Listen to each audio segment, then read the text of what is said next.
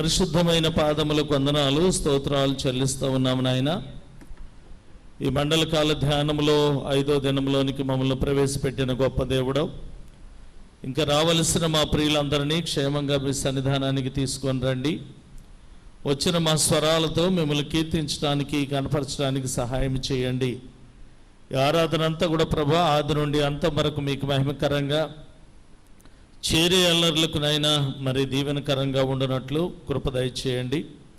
ఈ దినాన మీ పక్షాన్ని నిలవనై ఉన్న మీ దాసులను మీరు జ్ఞాపకం చేసుకుని సంఘానికి కావలసిన వర్తమానంతో మాట్లాడగలందులకై వందనాలు చెల్లిస్తూ ఉన్నాను. ఈ ఆరాధన మీ అధ్యక్షతలో ప్రారంభించి మీ నామంలో ముగించే కృపనివ్వమని యేసు నామంలో అడిగి వేడుకొనుచున్నాము తండ్రి, ఆమేన్. దయచేసి కూర్చునండి. సాయంకాల ఆరాధనకి వెళ్ళటకు గాను ఆంధ్ర క్రైస్తవ కీర్తన పుస్తకంలో నుండి 195వ కీర్తన పాడుతూ దేవుని మహింపరుస్తూ సాయంకాల ఆరాధన క్రమంలో ప్రవేశిద్దాం.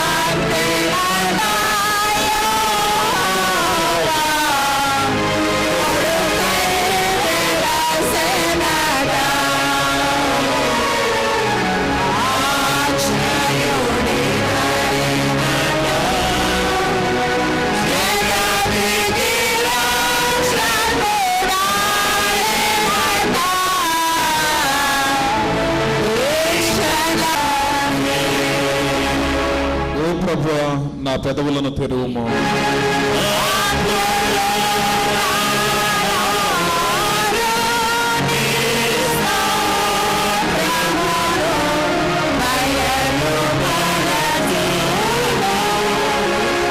ఓ దేవా, నన్ను విడిపించుటకు త్వరగా రమ్ము.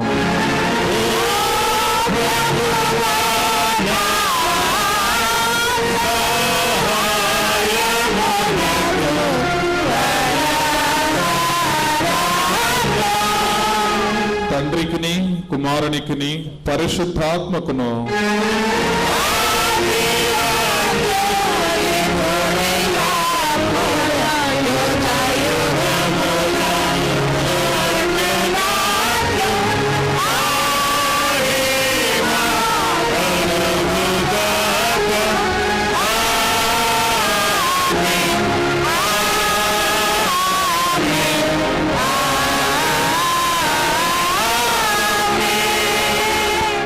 దయచేసి కూర్చునండి.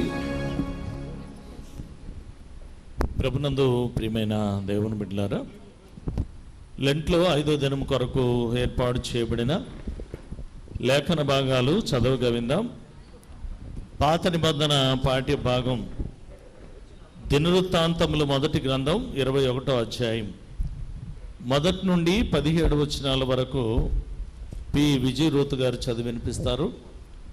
పత్రిక పాఠ్య భాగం యోహాను మొదటి పత్రిక 2వ అధ్యాయం మొదటి నుండి 5 వచనాల వరకు నూనె జెర్షా గారు చదివి వినిపించాలని మనవి చేస్తూ ఉన్నాను.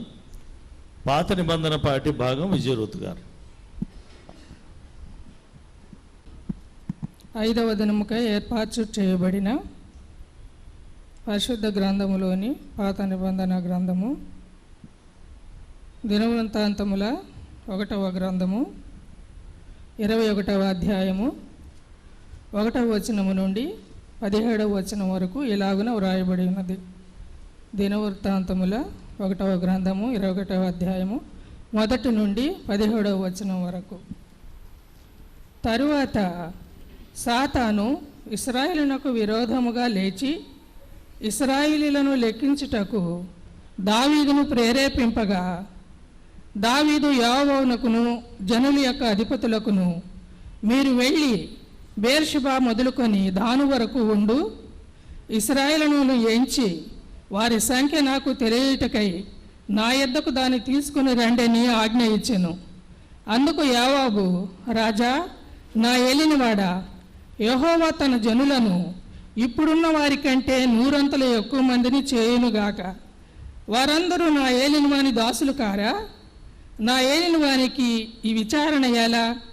ఇది జరగవలసిన హేతువేమి? జరిగిన ఎడల ఇశ్రాయేలులకు శిక్ష కలుగును అని మనవి చేసెను. అయినను యోవాబు మాట చెల్లక రాజు మాటయే చెల్లెను. గనుక యోవాబు ఇశ్రాయేలు దేశమంతటా సంచరించి తిరిగి యెరూషలేమునకు వచ్చి జనుల సంఖ్య వెరసి దావీదునకు అప్పగించెను. ఇశ్రాయేలీయులందరిలో కత్తి దూయువారు 11 లక్షల మందియు, యూదా వారిలో కత్తి దూయువారు 4,70,000 మందియు సంఖ్యకు వచ్చిరి. రాజు మాట యోవాబునకు అసహ్యముగా ఉండెను కనుక అతడు లేవి బెన్యామీను గోత్ర సంబంధులను ఆ సంఖ్యలో చేర్చలేదు. ఈ కార్యము దేవుని దృష్టికి ప్రతికూలమగుడు చేత ఆయన ఇశ్రాయేలును బాధ పెట్టెను. దావీదు, నేను ఈ కార్యము చేసి అధిక పాపము తెచ్చుకొంటిని, నేను మిక్కిలి అవివేకముగా ప్రవర్తించి తిని, ఇప్పుడు నీ దాసుని దోషము పరిహరించుమని దేవునితో మొరపెట్టగా, యెహోవా దావీదునకు దర్శకుడగు గాదుతో ఎలాగూ సెలవిచ్చెను, నీవు వెళ్ళి దావీదుతో ఇట్లనుము, యెహోవా సెలవిచ్చినదేమనగా, 3 విషయములను నేను నీ ఎదుట ఉంచుచున్నాను. వాటిలో ఒక దానిని నీవు కోరుకుని ఎడల దాన్ని నీకు చేయుదును. కావున గాదు దావీదు వద్దకు వచ్చి ఇట్లనెను, 3 ఏళ్ల పాటు కరువు కలుగుట, 3 నెలల పాటు నీ శత్రువులను కత్తి దూసి నిన్ను తరుముగా, నీవు వారి ఎదుట నిలువ లేక నశించిపోవుట, 3 దినముల పాటు దేశమందు యెహోవా కత్తి అనగా తెగులు నిలుచుట చేత యెహోవా దూత ఇశ్రాయేలుల దేశమందంతటా నాశనము చేయుటాను, వీటిలో ఒకదానిని నీవు కోరుకొనమని యెహోవా సెలవిచ్చుచున్నాడు. కావున నన్ను పంపిన వానికి నేను ఏమి ప్రత్యుత్తరం ఇయ్యవలనో దాన్ని యోచించుము.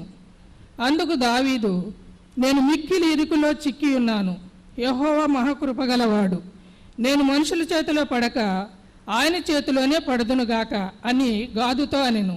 కావున యెహోవా ఇశ్రాయేలు మీదికి తెగులు పంపగా ఇశ్రాయేలీలలో 70,000 మంది చచ్చిరి. యెరూషలేము నాశనము చేయుటకై దేవుడు ఒక దూతను పంపెను.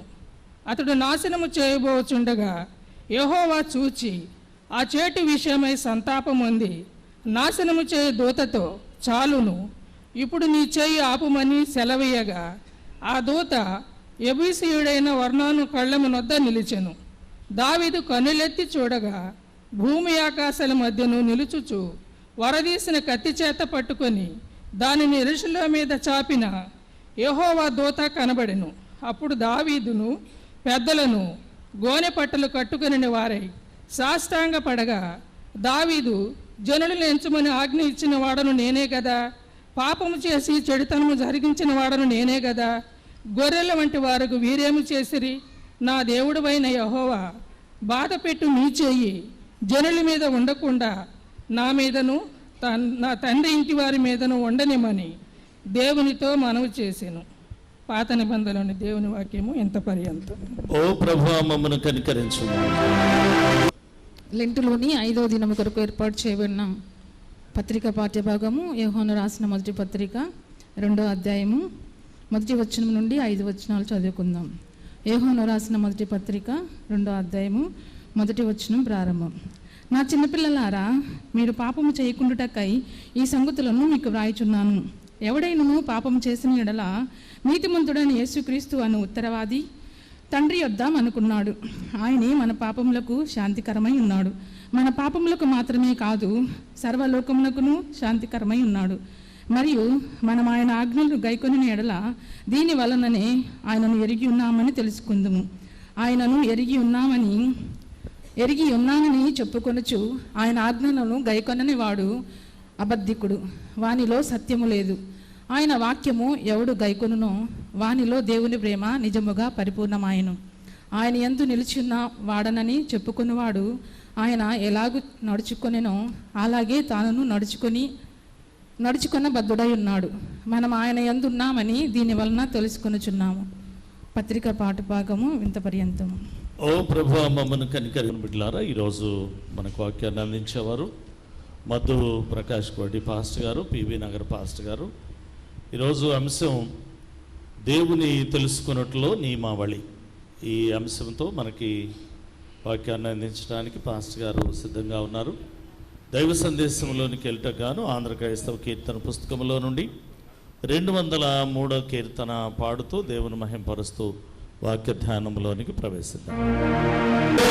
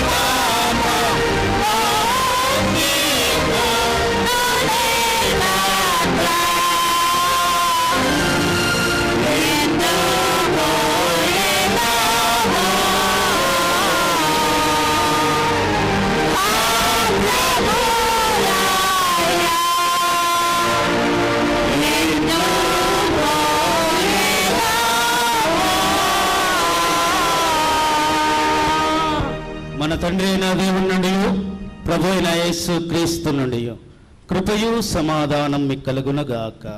ఆమేన్. దయచేసి కూర్చోనండి.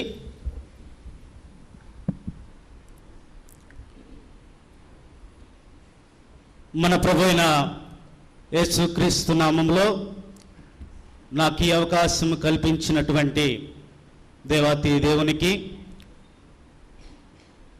చైర్మన్ గారికి, ట్రెజరర్ గారికి, అదే రీతిగా ప్యారిష్ పాస్టర్ గారికి, నాతోటి సేవకులకి, కూడి వచ్చినటువంటి సంఘమంతటికి ప్రత్యేకమైన శుభాలు, వందనాలను తెలియజేయచ్చు ఉన్నాను. ఈరోజు చదవబడినటువంటి లేఖన భాగము నుండి యోహాను రాసిన మొదటి పత్రిక 2వ అధ్యాయము 5వ వచనాన్ని చదువుకుందాం. తానును నడుచుకున్న బద్ధుడై ఉన్నాడు, మనమాయన యందు ఉన్నామని దీని వలన తెలుసుకొనుచున్నాము. ప్రార్థన చేసుకుందాం. మా దేవా, మా ప్రభువా, నీ ఘనమైన నామానికి వందనాలు, స్తుతులు, స్తోత్రాలు. నా తండ్రి, గడిచిన కాలమంతా మమ్మల్ని కాచారు, సంరక్షించారు. లెంట్లోని 5వ రోజులోనికి ప్రవేశపెట్టారు. నా తండ్రి, నీ లేఖనములు ధ్యానించొచ్చు ఉండగా వినగలిగేటువంటి చెవిని, గ్రహించేటువంటి హృదయాన్ని ప్రతి ఒక్కరికి అనుగ్రహించమని యేసు క్రీస్తు ఉన్నతమైన నామమున అడిగి వేడుకొని ప్రార్థన చేయించున్నా మా తండ్రి. ఆమేన్. ప్రియమైనటువంటి దేవుని బిడ్డలారా, చదవబడినటువంటి లేఖన భాగముల్లో నాకు ఇవ్వబడినటువంటి అంశం దేవుని తెలుసుకొనుటలో నియమావళి. ఈ అంశం మనకి ఆయన ఎవరు, అసలు దేవుడు ఎలా తెలుస్తాడు, దేవుడు అనేటువంటి వాడు ఉన్నాడా, అసలు సత్య అన్వేషణ అనేది ప్రతి మానవుడు కూడా జరిగిస్తూనే ఉంటాడు. ఏ రీతిగా జరిగిస్తూ ఉంటాడు అనంటే, ఈ సృష్టి అనేది సృజించబడింది.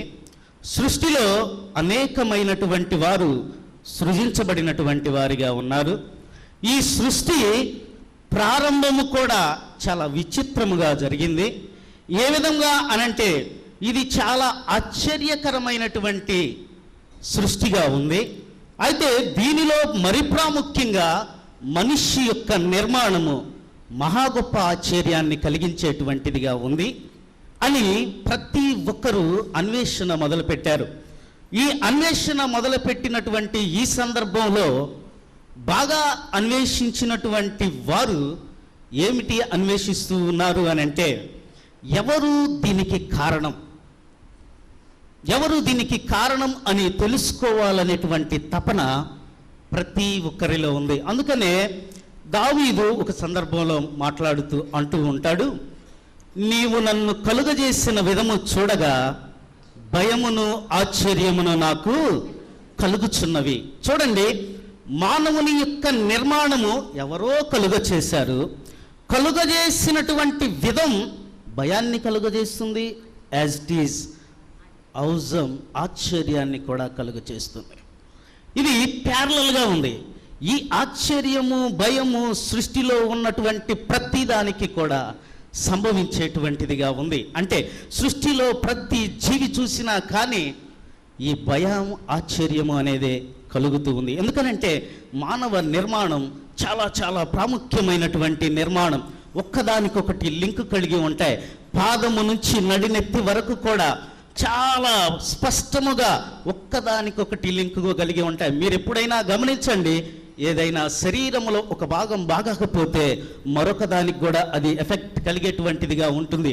ఈ రీతిగా సృజించబడినటువంటి మానవుడు ఎవరి చేత సృజించబడ్డాడు అని ఆ రోజుల్లో ఉన్నటువంటి రోమన్లు మరియు గ్రీకులు దీని గురించి బాగా అన్వేషణ చేశారు. దీని వెనక ఉన్నటువంటి కథ ఏందో తెలుసుకోవాలి, దీనికి కారకుడేంటో తెలుసుకోవాలి అని బాగా అన్వేషణ చేసినటువంటి ఈ క్రమంలో డార్విన్ అనేటువంటి ఒక ఆయన లేచాడు. ఆయన అంటున్నాడు, ద థియరీ ఆఫ్ రెవల్యూషన్ అనంటే జీవ పరిణామ సిద్ధాంతాన్ని ఆయన ప్రతిపాదించాడు. దేవుడు అనేటువంటి వాడు లేడు, కానీ దేవుడు అనేటువంటి వాడు ఈ సృష్టిలో లేడు, కానీ మనిషి జీవిగా ఏర్పడటానికి కారణం ఒక కణం అని చెప్పాడు, ఒక సెల్ అని చెప్పాడు. మానవ నిర్మాణం కూడా ఒక కణంతోనే ప్రారంభమవుతుంది తల్లి గర్భంలో. దీనిని బట్టి ఆయన అంచనా వేసి మొదటిగా ఈ అంచనాలో ఆయన చెప్పినటువంటి విషయం ఏమిటి అంటే, మానవ నిర్మాణం కంప్లీట్గా ఒక కణం నుంచి ఉద్భవించింది. అది ఒక కణం ఏ రీతిగా ఉద్భవించింది అని అంటే, కొన్ని రాళ్ల వలన ఉద్భవించింది. రాయి కూడా పెరుగుతూ ఉండేది. మీరు ఎప్పుడైనా గమనించారో లేదో, రాయి చిన్నగా పెరిగి కణముగా మారి మొట్టమొదటిగా మానవుడు ఉద్భవించాడు, కోతి రూపంలో ఉద్భవించాడు. తరువాత కాలములో అతను హోమోసిఫియన్స్గా మారాడు అని ఒక పేరు పెట్టాడు. మొట్టమొదటిగా మానవుడినికి డార్విన్ పెట్టినటువంటి పేరు హోమోసెఫియన్. ప్రియమైనటువంటి దేవుని బిడ్డలారా, ఆలోచన చేయండి. సృష్టిలో దేవుని గురించి తెలుసుకునేటువంటి క్రమములో ఉన్నటువంటి ఒక్కొక్క నియమం ఏ రీతిగా ఉంది, ఒక్కొక్కరు ఏ రీతిగా తెలుసుకుంటూ ఉన్నారు, ఏ రీతిగా అంచనా వేయచ్చు ఉన్నారు, సృష్టిలో మానవుడు ఏ రీతిగా అంచనా వేయచ్చు ఉన్నాడో ఒక్కసారి మనం ఆలోచన చేయటానికి ప్రయత్నం చేద్దాం. అదే మనము ఇంకా బాగా లోతుకెళ్ళి పరిశీలన చేసినట్లయితే, పౌలు, అపోస్తుడైనటువంటి పౌలు అనేకమైనటువంటి గొప్ప గొప్ప మిషనరీ ప్రయాణాలు చేశాడు. మిషనరీ ప్రయాణాలు చేసినటువంటి పౌలు అనేక రీతులుగా అనేక ప్రాంతాలకు తిరిగాడు. తిరిగినటువంటి పౌలు ఎక్కడైతే దేవుని గురించి తెలియట్లేదో వారందరికీ సువార్త ప్రకటించాడు. అందుకనే ఆయన తెలియనటువంటి వారికి సువార్తను ప్రకటించాడు కనుక ఆయనకి ఒక పేరు పెట్టబడింది, అన్యజనులకు అపోస్తలుడు. ఎంత great name it is. Paul is a wonderful preacher, wonderful writer. ఏ విధంగా అనంటే సమస్తాన్ని దాదాపుగా తర్వాత వచ్చిన మాలాంటి పాస్టర్ గారికి మార్గం సుగమం చేసినటువంటి దైవజనుడు ది గ్రేట్ పౌల్. ఎందుకు అనంటే అంత పరిచర్య యేసు క్రీస్తు తర్వాత చేసినటువంటి గొప్ప వ్యక్తి పౌల్ అండి. ఆ పౌలుకి ఒకానొక సందర్భంలో ఇట్లాంటి దేవుని గురించినటువంటి అన్వేషణే మొదలైంది. ఏ రీతిగా మొదలైంది అని కానీ ఆలోచన చేస్తే, ఆయన అపోస్తుల కార్యముల గ్రంథం 17వ అధ్యాయములో ఒక చోటకు వెళ్తాడండి. ఏథెన్స్ అనేటువంటి పట్టణానికి వెళ్తాడు. ఏథెన్స్ అనేటువంటి ఈ పట్టణములో అనేకమైనటువంటి విగ్రహారాధనతో నిండి ఉన్నటువంటి పట్టణం ఏథెన్స్ పట్టణం. అనేకులు అనేక రీతిగా ఒక్కొక్క దానికి, వర్షానికి ఒక దేవుడు, పంటలు పండటానికి ఒక దేవుడు, అదే రీతిగా ఎండ కాయటానికి ఒక దేవుడు, నీ జీవనాన్ని కొనసాగించడానికి ఒక దేవుడు, బిడ్డలని కలగటానికి ఒక దేవుడు అని ఒక్కొక్క బలిపీఠాన్ని అక్కడ ఏర్పాటు చేశాడు. ఏర్పాటు చేసినటువంటి ఈ సందర్భంలో రోమనులు, గ్రీకులు మహా తెలివి కలిగినటువంటి వారు, తెలివి కలిగినటువంటి వారు. అక్కడే గ్రీకుల్లో ఇదే అధ్యాయములో మీరు కానీ గమనించినట్లయితే, గ్రీకుల్లో 2 తెగలు ఉంటారు, ఎపిక్యూరియన్స్ మరియు స్టోయిక్స్ అనేటువంటి వారు. ఎపిక్యూరియన్స్ అనేటువంటి వారు ఎవరు అనంటే, బాగా సృష్టిలో ఉన్నటువంటి ప్రతి కణాన్ని కూడా బాగా అబ్జర్వ్ చేసి దాన్ని గురించి వ్రాసేటువంటి ఫిలాసఫర్స్ ఒకటి. తర్వాత స్టోయిక్స్ ఉంటారు. ఇదే అధ్యాయంలో మీరు కానీ గమనించినట్లయితే, స్టోయిక్స్ ఎవరు అనంటే లాజికల్ థింకింగ్ కలిగినటువంటి వారు, బాగా తత్వజ్ఞానము కలిగినటువంటి వారు. ఒక విషయాన్ని బాగా క్షుణ్ణంగా పరిశీలన చేస్తే కానీ వారు నమ్మనటువంటి వారు, తత్వశాస్త్రజ్ఞులుగా ఉన్నటువంటి వారు స్టోయిక్స్. వీరితో సంభాషించటం మొదలుపెట్టాడు అపోస్తుడైనటువంటి పౌలు. ఏమని సంభాషిస్తున్నాడు అనంటే, ఈ బలిపీఠాలన్నీ కట్టి ఉన్నాయి కదా, ఒక్కొక్క దేవునికి ఒక్కొక్క బలిపీఠం.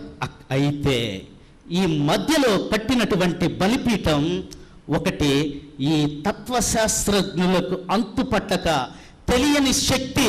ఇవన్నీ దేవుళ్ళు కాదు కానీ, బిడ్డ పుట్టడానికి ఒక దేవుడు, పంటలు పండటానికి ఒక దేవుడు, వర్షానికి ఒక దేవుడు, ఎండలకు ఒక దేవుడు, ఇవన్నీ కాదు. కానీ ఏదో శక్తి ఈ ప్రపంచాన్ని శాసిస్తూ ఉంది. ఏమిటి ఆ శక్తి అని వీరు బాగా తాత్వికులు కనుక, ఫిలాసఫర్స్ కనుక బాగా ఆలోచించి మధ్యలో ఒక బలిపీఠాన్ని పెట్టారు. ఆ బలిపీఠము మీద రాశారు తెలియబడని దేవుడు. అసలు ఎప్పుడైతే పౌలు అన్య దేవతల బలిపీఠాలను చూశాడో తనని యొక్క ఆత్మ పరితాపము పట్టలేకపోయెను అని వ్రాసి ఉండిద్ది 17వ అధ్యాయంలో మీరు చదివితే. పరితాపము పట్టలేక ఎప్పుడైతే మధ్యలో ఉన్నటువంటి ఈ తెలియబడని దేవుణ్ణి చూశాడో పౌలుకి హుషారు వచ్చిందండి. బాగా ఇక ప్లాన్ చేశాడు, బాగా ఆలోచించాడు. ఈ తెలియబడని దేవుడు ఎవరో తెలియకుండుట నాకు ఇష్టము లేదు అని అందరినీ పిలిచాడు. ఏథెన్స్ ప్రజలారా రండి, మీరు ఏర్పాటు చేసుకున్నటువంటి బలిపీఠం మధ్యలో ఉన్నటువంటి ఆ తెలియబడని దేవుని గురించి నేను చెబుతాను అని చెప్పటం మొదలుపెట్టాడు. ఆయన ఏమని చెబుతూ ఉన్నాడంటే, జగత్తును అందును సమస్తమును నిర్మించినటువంటి దేవుడు తానే ఆకాశమునకును భూమికిని హస్తకృత్యములైనటువంటి ఆలయములో ఆయన నివసించడు. అందరికీ జీవమును ఊపిరిని సమస్తమును దయచాడు. ఇక్కడ కానీ మీరు గమనించినట్లయితే అందరికీ జీవమును మరియు ఊపిరిని దయచేసేటువంటి దేవుడే ఈ తెలియబడినటువంటి దేవుడు. మన అంశం కానీ మీరు పరిశీలన చేస్తే దేవునిని తెలుసుకున్నటలో నియమావళి. కొంచెం మనం ముందుకు వెళ్దాం. ఏ రీతిగా ఈ పౌలు ఈ రీతిగా తెలియబడినటువంటి వారికి దేవుణ్ణి పరిచయం చేసినటువంటి వానిగా ఉన్నాడు. అదే రీతిగా మనము కానీ ఇంకా గమనిస్తే ఆయన కొన్ని సందర్భాల్లో నేనే దేవుడిని అని చెప్పుకుంటూ ఉన్నాడు. మరి ప్రాముఖ్యముగా నిర్గమకాండము గ్రంథములో ఆయన నేనే దేవుడును అని అనేక సార్లు మోషేతో సెలవిచ్చినటువంటి వానిగా ఉన్నాడు. అందుకనే మోషేని పిలిచినప్పుడు దేవుడు ఏమంటాడు అని అంటే, నీవు వెళ్ళు నా ప్రజలను కలుసుకొని వాళ్ళని ఐగుప్తు చెర నుంచి విడిపించి వాగ్దాన దేశమైనటువంటి కానానికి నీవు నడిపించు అని చెప్పంగానే అక్కడ జరిగినటువంటి సన్నివేశం ఏమిటి అని అంటే, ఆయన వెళ్ళాడు ఇశ్రాయేలు ప్రజల మధ్యకి వెళ్ళి, అయ్యా రండి మీరు మనం కానాను దేశానికి వెళ్దాం. అయ్యా ఎవరు నువ్వు అని అనంగానే ఆయన ఇచ్చుచూ ఉన్నటువంటి జవాబు 3వ అధ్యాయము 13-14 వచనాలలో కానీ మనము పరిశీలన చేసినట్లయితే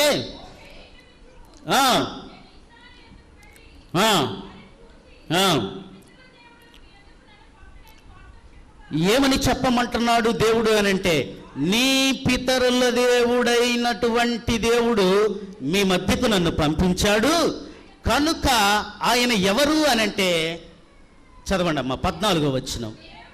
అందుకు దేవుడు నేను ఉన్నవాడను అనువాడను. ఇప్పుడు చాలా జాగ్రత్తగా గమనించాలి. ఆయన జీవమునిచ్చేవాడు, ఊపిరినిచ్చేటువంటి వాడు. తెలియబడని దేవుడు కాదు, తెలిసి ఉన్నటువంటి దేవుడే. అయితే రెండవదిగా ఆయన ఉన్నవాడు అనువాడు. మా ఎస్టిసిలో ఒక అబ్బాయి ప్రశ్న వేశాడు. ఏమని వేశాడు అని అంటే, అయ్యగారు అంటే మాకు చెప్పేటువంటి సార్లను మేము కూడా అయ్యగారు అని అంటాం. అయ్యగారు మరి ఆయన ఎలా అన్ని చోట్ల ఉంటాడు, ఎలా ఇది సాధ్యం అనంటే, ఆయన ఆత్మ ఉన్నటువంటి వాడు కనుక ఆయన అన్ని చోట్ల ఉంటాడు. అందుకే ఆయనకి ఇవ్వబడినటువంటి పేరు ఓమ్ని పొటెంట్, ఓమ్ని ప్రజెంట్ అనేటువంటి పేర్లు అతనికి ఇవ్వబడ్డాయి. అంటే అంతటా అన్నిటిలో ఉన్నటువంటి వాడు నీకు నాకు తెలిసినటువంటి దేవుడు. ప్రియమైనటువంటి దేవుని బిడ్డలారా, అందుకే నేను ఉన్నవాడను అనువాడను అంటే యుగ యుగములు జీవించేటువంటి వాడను కనుక అయాం అయా. ఎంత గొప్ప స్టేట్మెంట్ దేవుడు ఇస్తున్నాడు. నన్ను నేను పరిచయం చేసుకోవాలి అని అంటే నేను చెప్పేటువంటి మాట అయాం అని. అందుకనే 7 sayings ఆఫ్ ఐయామ్ అని ఉన్నాయి. మీరు కానీ పరిశీలన చేసినట్లయితే I am the bed of the life, I am the అనేకమైనటువంటి I am the light, I am the door, I am the good shepherd, I am the resurrection, I am the true vine. ఇటువంటివన్నీ కూడా I am the truth. ఇవన్నీ కూడా 7 కూడా మనిషి యొక్క మనుగడను సూచించేటువంటివిగా ఉన్నాయి. మనిషి యొక్క మనుగడను సూచించటం మాత్రమే కాదు, కానీ నేనే నీకు మార్గమును సత్యమును జీవమునై ఉన్నటువంటి దేవుడను, కనుక నీవు తెలియబడని దేవుడు అంటానికి లేదు. ఆయన ఖచ్చితముగా తెలిసేటువంటి దేవుడు. He is the knowing God. అయితే ఇదంతా ఒక ఎత్తు. అయితే ఆయన ఈ తెలిసినటువంటి దేవుని విషయములో నీవు కలిగి ఉండవలసిన నియమ నిబంధనలు ఎటువంటివి? అయితే ఇంకా ఆయన నీకు లోతుగా తెలియాలి అని అంటే, ఆయన ఉన్నాడు అనేటువంటి మాట, ఆయన తెలిసినటువంటి వానిగా, ఊపిరినిచ్చేటువంటి వానిగా ఈ మధ్య మన మధ్య ఉన్నాడు అనేటువంటిది సత్యమైనటువంటి మాటని బైబిల్ గ్రంథం మనకు సెలవిస్తే, నెక్స్ట్ స్టెప్గా ఈరోజు మనకి ఇవ్వబడినటువంటి అంశమే తెలుసుకున్నటలో నియమావళి. అందుకని మనతో మాట్లాడుచూ ఉన్నాడు యోహోను మొదటి పత్రిక 2వ అధ్యాయము 1వ వచనాన్ని చదవండి.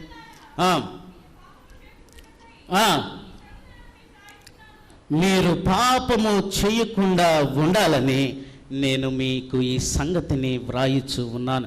మొట్టమొదటిది ఆయనను తెలుసుకోవాలి అనంటే నీకు ఇవ్వబడినటువంటి మొదటి నియమం పాపం చేయకుండా ఈ లోకంలో ఉండటం. పాపము చేయకుండా ఈ లోకంలో ఉండటం.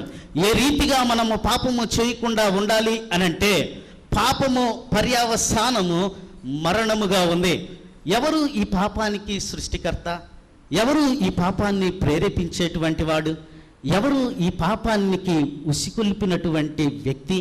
మొట్టమొదటిగా పాపం ఎంటర్ అవ్వటానికి కారణం ఎవరు అని కానీ మీరు ఆలోచన చేస్తే బాగా మనందరికీ బాగా తెలుసు, అపవాది అని. ఈరోజు మనం చదవబడినటువంటి లేఖన భాగం, పాత నిబంధన లేఖన భాగం మనతో మాట్లాడుచూ ఉంది. ఆయన అపవాది చేత ప్రేరేపించబడినటువంటి వాడు దావీదు. దినవృత్తాంతముల మొదటి గ్రంథము 21వ అధ్యాయము 1వ వచనములో కానీ మీరు పరిశీలన చేస్తే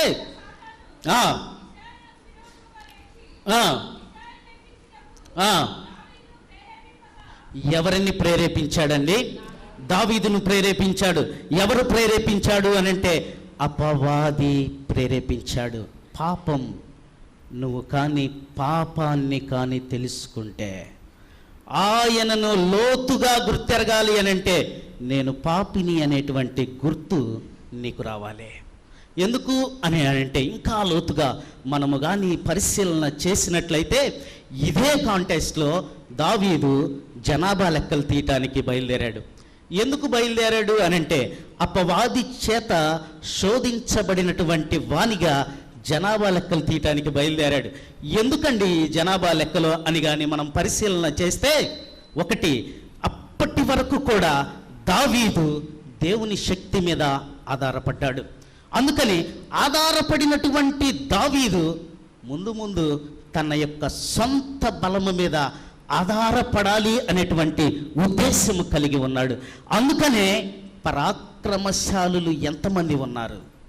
పరాక్రమము కలిగినటువంటి కత్తి దూసేటువంటి వారు నా రాజ్యములో ఎంతమంది ఉన్నారు అని లెక్క పెట్టడానికి పూనుకున్నాడు. ఎవరి చేత శోధించబడి? అపవాది చేత శోధించబడి. అవాదములు కూడా అపవాది చేత శోధించబడినటువంటి వారిగా ఉన్నారు. పాపము ఈ లోకానికి వచ్చినటువంటిదిగా ఉంది. అయితే ఈ సందర్భంలో కూడా అపవాది చేత శోధించబడినటువంటి దావీదు జనాభా లెక్కలు వేస్తూ ఉన్నాడు. జనాభా లెక్కలు ఎప్పుడైతే వేస్తూ ఉన్నారో దాని వెనకాల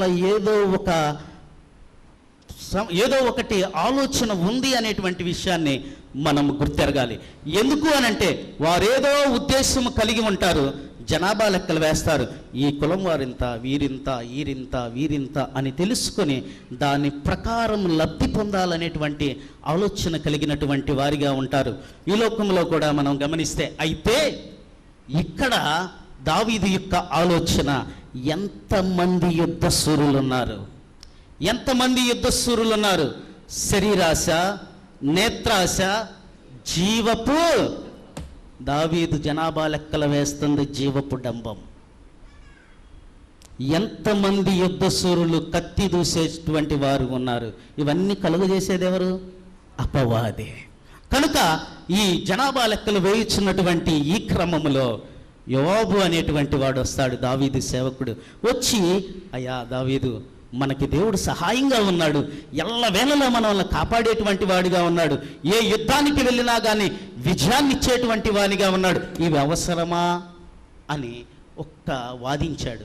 వాదించినా కానీ దావీదు రాజు కనుక రాజు యొక్క నియమమే గెలిచింది అని వ్రాయబడి ఉంది.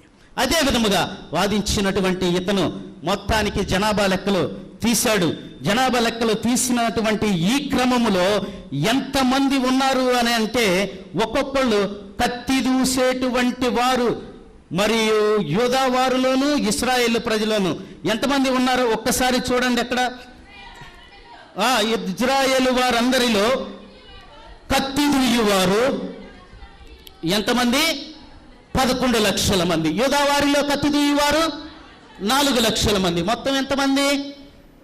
15 లక్షల మంది కత్తి దూసేటువంటి బలం నాకుంది అనేటువంటి విధానములో విర్రవీగాడు. అయితే రాను రాను తన తప్పును తెలుసుకున్నాడండి.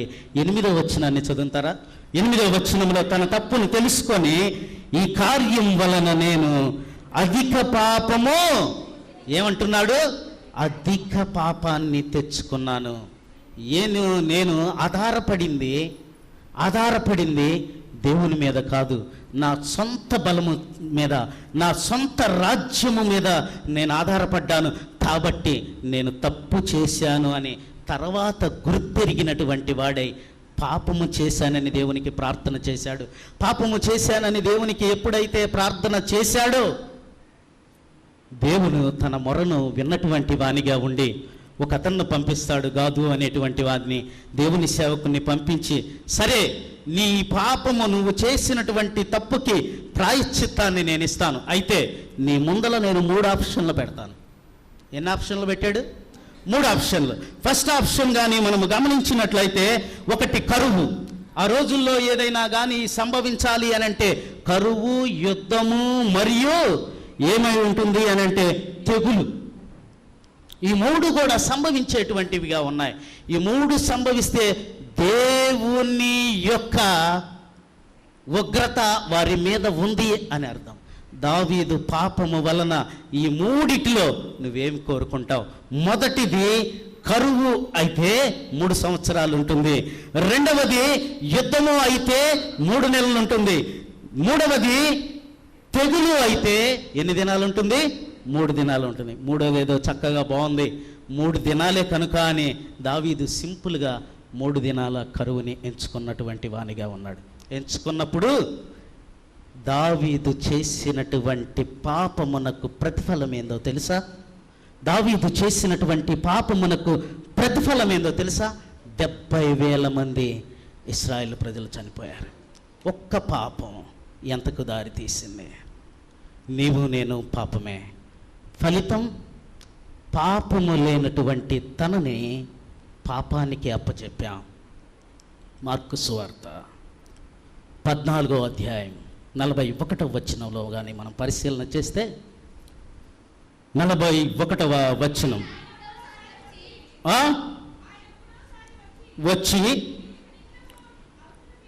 తీర్చుకొనిడి, ఇక చాలును, మనుష్య కుమారుడు పాపుల చేతికి అప్పగించబడుచున్నాడు. ప్రియమైనటువంటి దేవుని బిడ్డలారా, చాలు. మనుష్య కుమారుడు ఎవరి చేతికి అప్పచెప్తూ ఉన్నారు? మనము పాపులము కనుక ఆయనను ఎవరికి అప్పచెప్పాము అనంటే పాపుల చేతికి అప్పచెప్పాము. ఏ రీతిగా అప్పచెప్పాము అనంటే, మొదటిగా ప్రజలు ఆయనను ఏమన్నారు అనంటే, ఆయనను మట్టలాదివారము రోజున చాలా గొప్పగా చెప్పారు. ఏమని చెప్పారు? జయ జయ నినాదాలతో దావీదు కుమారునికి జయము, సర్వోన్నతమైన స్థలములలో దేవునికి మహిమ, ఆయనకిష్టులైనటువంటి మనుష్యులకు భూమి మీద సమాధానము కలుగునుగా కానీ కేకలు వేసినటువంటి ఈ ప్రజలే ఏమంటూ ఉన్నారండి? సిలువ కప్పజెప్పినటువంటి వారిగా ఉన్నారు. మాకు బరబ్బాక విడుదల చేసి క్రీస్తుని సిలువకు అప్పజెప్పినటువంటి అదే నోరు. రెండవది కానీ మనం పరిశీలన చేసినట్లయితే యోధ అప్పటి వరకు ఆయనతోనే ఉన్నటువంటి వాడిగా ఉన్నాడు. కప్పటప్పు ముద్దు పెట్టి ఆయనను సిలువకు అప్పజెప్పినటువంటి వానిగా ఉన్నాడు. అదే రీతిగా ప్రధాన యాజకులు, పెద్దలు వీరందరూ కూడా అసూయ చేత, ఇవన్నీ బైబిల్ గ్రంథంలో ఉన్నాయి, అసూయ చేత సిలువకు ఆయనను అప్పచెప్పినటువంటి వారిగా ఉన్నారు. చూడండి, పాపులముగా ఉన్నటువంటి మనం పాపము గుర్తెరగక, ఆయన గురించి తెలుసుకొనక పాపులుగా ఉన్నటువంటి మనం ఆయనను సిలువ కప్ప చెప్పినటువంటి వారిగా ఉంటే ఆయన ఏమప్ప చెప్పాడో తెలుసా? యెషయా గ్రంథం 50వ అధ్యాయము 6వ వచనములో మనము కానీ పరిశీలన చేసినట్లయితే, కొట్టువానికి నా వీపునప్ప చెప్పాను. చూడండి, చాలా జాగ్రత్తగా గమనించాలి. నీవేమో సిలువు కప్ప చెప్పావు, ఆయన తన ప్రాణాన్ని నీకు అప్పచెప్పాడండి. ఏ రీతిగా అప్పచెప్పాడు అనంటే, ఆయన శరీరము దున్నబడినటువంటిదిగా ఉంది. ఆయన శరీరము నాగటి సాళ్లబలే దున్నబడినటువంటిదిగా మారిపోయింది. ఈ లెంట్ దినాలు మన వల్ల మార్పు తీసుకురావాలి. ఏ విధంగా అనంటే, ఆయనను అప్పచెప్పినటువంటి నీవు ఆయన్ను తెలుసుకున్నటువంటి మొదటి నియమం పాపము చేయకుండా ఉండాలి. పాపము చేయకుండా నీవు ఉండాలి అనంటే ఆయన ఏమేమి అప్పచెప్పాడో చూద్దాం. మొదటిగా కొట్టువానికి నా వీపునప్పచెప్పాడు. తర్వాత వెంట్రుకలు పెరిగివేయు వారికి తన చెంపలను అప్పచెప్పాడు. వీపునేమో కొడుతూ ఉన్నారు కొరడాలతో ఒక పక్క, రెండవ పక్కన కానీ గమనించినట్లయితే చెంపలకి ఉన్నటువంటి గడ్డాన్ని బాగా లాగినటువంటి వానిగా ఉన్నారు. అందుకనే వెంట్రుకలు పెరికి వేయువానికి నా చెంపలను అప్పచెప్పాడు. అబ్బాబ్బా, ఎంత ఎంత బాధాకరమైనటువంటి పరిస్థితో ఇది చూడండి. ఇంకా మనం కానీ ముందుకు వెళితే, ఉమ్మివేయు వారికి, అవమానపరచు వారికి ఆయన ఏమప్పచెప్పాడు అనండి? నాన్న ముఖమును అప్పచెప్పాడు. మొత్తము శరీరాన్ని నీకు అప్పచెప్పాడు. నీవు సిలువకు ఆయన అప్పచెబితే నిన్ను రక్షించటానికే ప్రియమైనటువంటి దేవుని బిడలారా.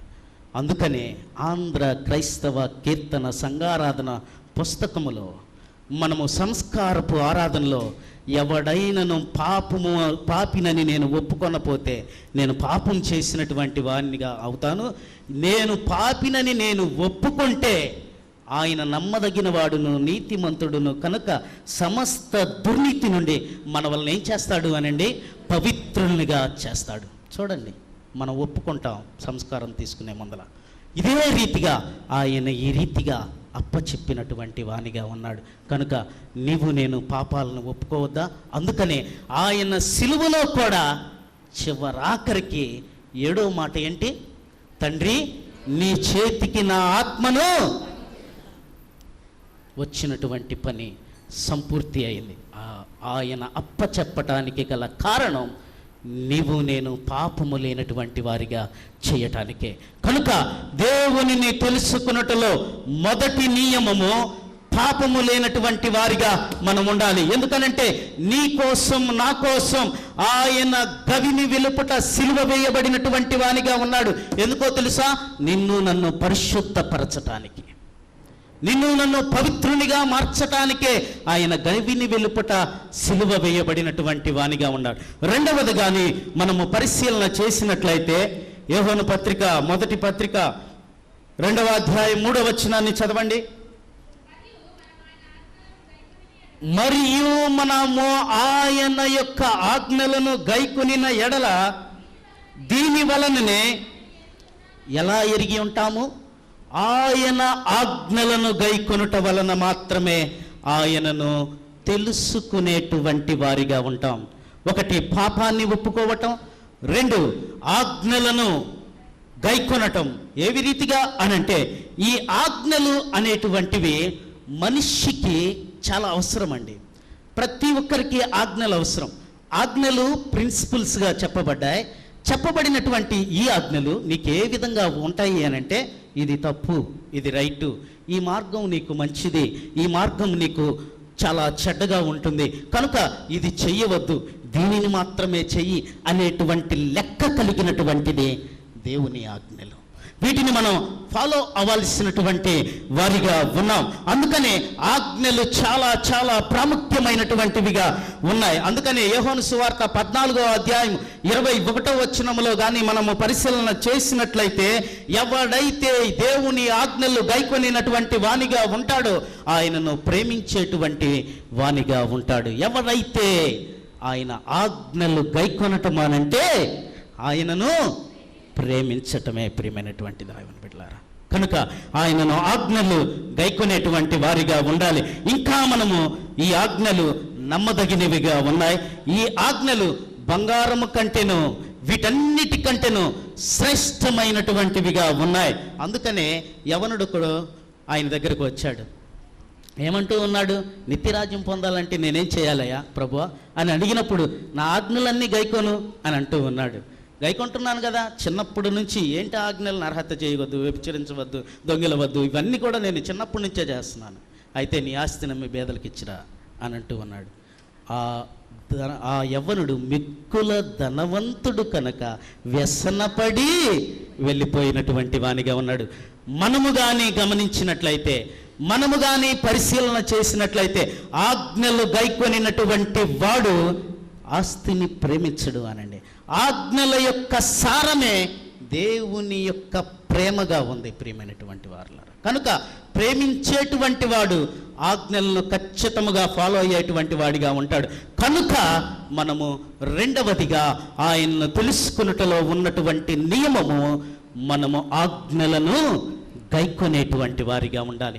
మూడవదిగా మనము పరిశీలన చేసినట్లయితే మనకు చాలా సుపరిచితమైనటువంటిది. మూడవదిగా మనం పరిశీలన చేస్తే 6వ వచనాన్ని చదవండి. ఆయన వాక్యము,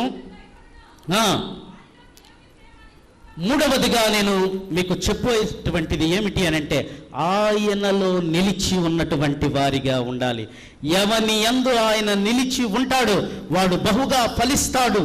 ఎందుకు అనంటే, ఈ సందర్భంలో సమయం అయింది కనుక నేను ముందుకు వెళ్తాను. ఈ సందర్భంలో ఆయనలో నిలిచి ఉన్నటువంటి వానిగా ఉండాలి. ఎందుకు నిలిచి ఉండాలి అనంటే, మన సంఘ గురువైనటువంటి మార్టిన్ లూథర్ గారు నిలిచి ఉన్నాడు కనుక, నీకు నాకు మార్గాన్ని చూపాడు కనుక. ఎలా మార్గాన్ని చూపాడు అనంటే, మీ దగ్గర కానీ సంఘారాధన పుస్తకాలు ఉంటే పేజీ బ్యాక్ సైడ్ యువతల రాసి ఉండేది హీర్ ఐ స్టాండ్ అని. అది ఎవరు కొటేషనో తెలుసా? మార్టిన్ లూథర్ గారు చెప్పినటువంటిది. ఆయన దేని మీద నిలిచి ఉన్నాడో తెలుసా? వాక్యము మీద నిలిచి ఉన్నాడు. అందుకనే ఆయన చెప్పినది, నిలిచి ఉన్నటువంటి విధానములో ఆయన చెప్పినది 5 సోలాస్, 5 మాత్రమే, 5 మీద నేను నిలిచి ఉన్నానని చెబుతూ ఉన్నాడు. ఏమిటి 5 అనంటే, సోలా గ్రేషియా, సోలా క్రిస్టోస్, సోలా డి గ్లోరియా, సోలా స్క్రిప్చురా. అంటే ఏమిటి అనంటే, సోలా ఫిడే, ఫెయిత్ మరియు గ్రేస్ మరియు క్రైస్టో, అదే విధముగా గ్లోరీ మరియు ప్రాముఖ్యముగా లేఖనముల యందు నేను నిలిచి ఉన్నాను అని అక్కడ ఆయన నిలిచి ఉన్నాడు కనుకనే ఈ 5 సిద్ధాంతాలు ప్రచురించాడు. నేను ఇక్కడ కూర్చోటానికి కారకుడయ్యాడు. ప్రియమైనటువంటి వారులారా, మనము కూడా ఆయన యందు నిలిచి ఉంటే ఫలించేటువంటి వారిగా ఉంటాం. అందుకనే మార్టిన్ లూథర్ ఏమని అంటున్నాడు అనంటే, దేవుని వాక్యం నిత్యము నిలుచును. ఆయన చెప్పినటువంటి జర్మనీ భాష అన్నా డోమిని వెర్బం ఎటర్నామ్, అంటే దేవుని యొక్క వాక్యము నిత్యము నిలుచును. కనుక ప్రియమైనటువంటి దేవుని బిడ్డలారా, మనందరికీ తెలిసినటువంటి దేవుడు ఈయన, తెలియబడినటువంటి దేవుడు కాదు, తెలిసినటువంటి దేవుడు. నీకు ఇంకా బాగా తెలియాలి అనంటే పాపము లేనటువంటి వానిగా ఉండాలి. ఆయనలో నీవు నిలిచి ఉండేటువంటి వానిగా ఉండాలి. ఆయన ఆజ్ఞలను గైకొనేటువంటి వానిగా ఉండాలి. ఈ రీతిగా జీవించగలిగినట్లు పరిశుద్ధాత్మ దేవుడు మీ అందరికీ సహాయము చేయునుగాక. ఆమేన్. సమస్త జ్ఞానమునకు మించిన దేవుని సమాధానము యేసుక్రీస్తు వలన మీ హృదయములకు మీ తలంపులకు కావలి ఉండునుగాక. ఆమేన్. మహోన్నతుడైన మా తండ్రి, కృపగలిగిన మా దేవ, మీ పరిశుద్ధమైన శ్రేష్టమైన నామాన్ని బట్టి మీ కొందనాలు స్తోత్రాలు చెల్లిస్తా ఉన్నాం. ఈ మండలకాలపు ధ్యానాల్లో మరొక దినాన్ని మీరు మా జీవితాలకు అనుగ్రహించి ఈ సాయంకాల సమయంలో మీ సన్నిధానంలో మమ్మల్ని అందరినీ కూడా మీరు సమకూర్చారు. చేరినమేమో ఇంతదనక మీ నామాన్ని కీర్తించాం, ఆరాధించాం. మీ సేవకులను మీ పక్షంగా నిలవబెట్టుకుని మాట్లాడినటువంటి ప్రతి శ్రేష్టమైనటువంటి మాటను బట్టి మీ కొందనాలు చెల్లిస్తా ఉన్నాం.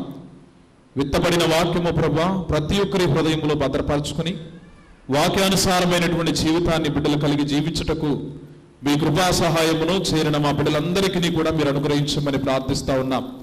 మా సెయింట్ మార్క్స్ దేవాలయం కలిగినటువంటి ప్రతి కుటుంబాన్ని కూడా మీ కృపలో జ్ఞాపకం చేసుకునండి. మా సంఘ కాపరులు, వారి కుటుంబాలు, వారి పరిచర్యలు మీరు తోడుగా ఉండండి. మా సంఘ పిసిసి చైర్మన్ గారిని బట్టి, ట్రెజరర్ గారిని బట్టి, పిసిసి ఎల్సిసి సభ్యులను బట్టి, వారి కుటుంబాల బట్టి మీ సన్నిధిలో ప్రార్థిస్తా ఉన్నాం. వారు చేయించినటువంటి పనుల్లో, ఉద్యోగంలో, బిడ్డల చదువుల్లో సమస్తములో కూడా మీరు కృప చూపించండి. మా సంఘ శ్రేణి సమాజము, యవన బిడ్డలు, సండే స్కూల్ బాలబాలికల కొరకై మీ సన్నిధిలో ప్రార్థిస్తా ఉన్నాం. బిడ్డల పట్ల మీ కృప దయచేయండి.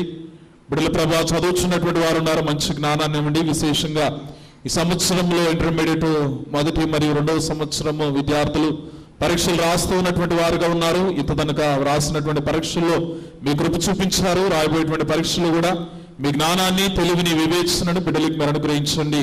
ఈ మార్చి నెల 17వ తారీఖు నుండి ప్రారంభమవుతున్నటువంటి 10వ తరగతి ఎగ్జామ్స్ కొరకై ప్రార్థిస్తా ఉన్నాం. మా సంఘంలో ఉన్నటువంటి అనేకమైనటువంటి బిడ్డలు, అదే రీతిగా ప్రభా బిడ్డలు ఈ యొక్క ఎగ్జామ్స్ కొరకై సిద్ధపడుతున్నటువంటి వారుగా ఉన్నారు. సంవత్సర కాలం అంతా కూడా బిడ్డ కష్టపడ్డారు. ప్రభా ఎగ్జామ్స్ లో వారి యొక్క ప్రతిభను కనపరిచి చక్కటి ఉత్తీర్ణతను వారి జీవితాలకు మీరు అనుగ్రహించమని ప్రార్థిస్తా ఉన్నాం. సంఘంలో ఉన్నటువంటి బిడ్డలు కష్టకాలంలో, వ్యాధులు, బాధలు, సమస్యల్లో, ఆర్థిక పరమైనటువంటి ఇబ్బందులు ఉన్నటువంటి కుటుంబాలు ఉన్నాయి. వీటన్నిటి నుంచి కూడా మీరు విడుదల దయచేయమని ప్రార్థిస్తా ఉన్నాం. మా సంఘ బిడ్డలు ఉద్యోగంలో చేయించినటువంటి వారు ఉన్నారు, వ్యాపారంలో చేయించినటువంటి వారు ఉన్నారు, కూలి పనులు, చేతి వృత్తి పనులు చేసుకుని జీవనాన్ని గడుపుతున్నటువంటి వారు ఉన్నారు. అంత మాత్రమే కాదు, ఆయా ప్రదేశాల్లో, ఆయా రాష్ట్ర, దేశ, విదేశాల్లో ప్రభా బిడ్డలు ఉద్యోగం నిమిత్తమై, విద్య నిమిత్తమై స్థిరపడి ఉండగా మీ సన్నిధి వార్త ఉంచండి.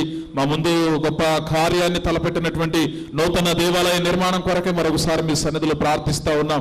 అనేకుల ప్రభా నిర్మాణాన్ని ప్రేమించి కానుకలు అర్పించినటువంటి బిడ్డలు ఉన్నారు. వారిని, వారి కుటుంబాలను మీరు ఆశీర్వదించి మరి ప్రార్థిస్తా ఉన్నాం. విశేషంగా ఈ దినాన జన్మదినము, వివాహ దినము జరిపించుకుంటున్నటువంటి బిడ్డలుంటే రెట్టింపు సంవత్సరం అనేటువంటి దయా కిరీటాన్ని బిడ్డల జీవితాలకు మీరు అనుగ్రహించి ఈ సంవత్సర కాలం అంతా కూడా మీ కృపా, మీ కాపుదల బిడ్డలతో మీరు వచ్చి ప్రార్థిస్తా ఉన్నాం. ఈ ఆరాధనలో చేరి కనుక మీ నామాన్ని స్తుతించినటువంటి మా సంఘ కోయర్ బృందాన్ని బట్టి ప్రార్థన చేయించున్నాం. చక్కటి సంగీతాన్ని అందించినటువంటి మీ ప్రియ బిడ్డను, కుటుంబాన్ని మీ కృపలో జ్ఞాపకం చేసుకునండి. మా సెక్షన్స్ ను, వారి కుటుంబాన్ని, వారి పరిసరలో మీ కృపలో జ్ఞాపకం చేసుకుని దీవించి ఆశీర్వదించమని ప్రార్థిస్తా ఉన్నాం. మీ దాసులు మాట్లాడినటువంటి మాటలు ఆయా స్థలాల్లో ఉండి ఆలకించినటువంటి మా తోటి హిందూ సహోదరులను బట్టి, ముస్లిం సహోదరులను బట్టి, క్రైస్తవ సహోదరులను బట్టి ప్రార్థిస్తా ఉన్నాం. వీటి వలన విశ్వాసం కలిగిన మీ లేఖను సెలవిచ్చింది కనుక బిడ్డలను, వారి కుటుంబాలను మీ కృపలో జ్ఞాపకం చేసుకుని దీవించి ఆశీర్వదించమని ప్రార్థిస్తా ఉన్నాం. ఈ ఆరాధన ముగించుకుని బిడ్డల వారి గృహాలకు తిరగనే వెళుచున్నారు. మీ క్షేమాన్ని అనుగ్రహించండి. రాత్రి మంచి విశ్రాంతినిచ్చి మరలా వేకుని మీ సన్నిధానంలో ప్రభా మీ నామాన్ని స్తుతించి, ఆరాధించి, గణపరిచేటువంటి ధన్యతను మా అందరికీ కూడా మీరు అనుగ్రహించి సమస్త మనవులు సంఘపక్షంగా మీ చేతులకు సమర్పిస్తూ యేసు అతి శ్రేష్టమైనటువంటి నామములో మా మనవులు అడిగి వేడుకుని ప్రార్థన చేయుచున్నాము తండ్రి. ఆమేన్. పరలోకమందున్న మా తండ్రి, నీ నామము పరిశుద్ధ పరచబడుగాక, నీ రాజ్యము వచ్చుగాక, నీ చిత్తము పరలోకమందు నెరవేరుచున్నట్లు భూమి యందును నెరవేరునుగాక. మా అనుదిన ఆహారం నేడు మాకు దయచేయము. మా ఎడల అపరాధము చేసిన వారిని మేము క్షమించిన ప్రకారము మా అపరాధములను క్షమించుము. శోధనలోనికి తేక దుష్టుని నుండి మమ్మలను తప్పించుము. రాజ్యమును, శక్తియు, మహిమయు నిరంతరము నీవే ఉన్నవి. ఆమేన్. ప్రభు నిన్ను ఆశీర్వదించి నిన్ను కాపాడును గాక. ప్రభు నీకు తన సన్నిధిని ప్రకాశింపజేసి నిన్ను కరుణించును గాక. ప్రభు నీ మీద తన సన్నిధి కాంతిని ఉదయింపజేసి నీకు సమాధానము కలుగ చేయును గాక.